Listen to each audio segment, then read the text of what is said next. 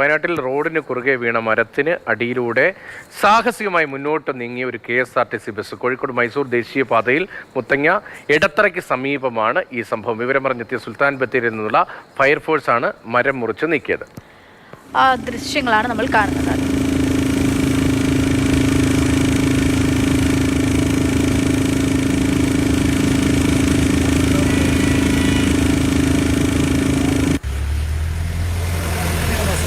ഇതിപ്പോ ഫയർഫോഴ്സിന് ആവശ്യമുണ്ടോ?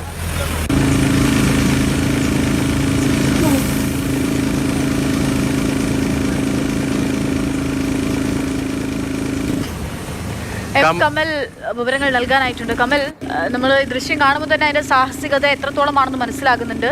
ഇത് എങ്ങനെയും ബസ് പോകുന്നതിനിടയിൽ മരം വീഴുകയായിരുന്നു, അതോ ബസ് സാഹസികമായി ആ വീണ് കിടക്കുന്ന മരത്തിനടിയിലൂടെ പോകാൻ ശ്രമിക്കുകയായിരുന്നു? എന്താണ് ഉണ്ടായത്?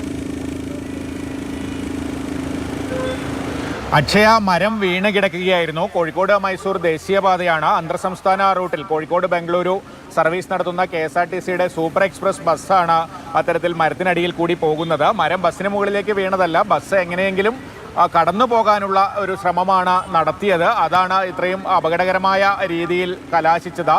പിന്നീട് ഫയർഫോഴ്സ് എത്തി മരമൊക്കെ മുറിച്ചു മാറ്റി. പക്ഷേ ഈ ബസ് അതിനടിയിലൂടെ കടന്നു പോവുകയായിരുന്നു. ഒരുപക്ഷെ ബ്ലോക്കിൽ കുടുങ്ങിയ സമയത്ത് എങ്ങനെയെങ്കിലും യാത്ര തുടരുക എന്ന ഉദ്ദേശത്തോടെ ചെയ്തതാകും. പക്ഷേ ആ ദൃശ്യങ്ങൾ കാണുമ്പോഴറിയാം അത് എത്രത്തോളം അപകടകരമായ ഒരു ശ്രമമായിരുന്നു എന്നത്.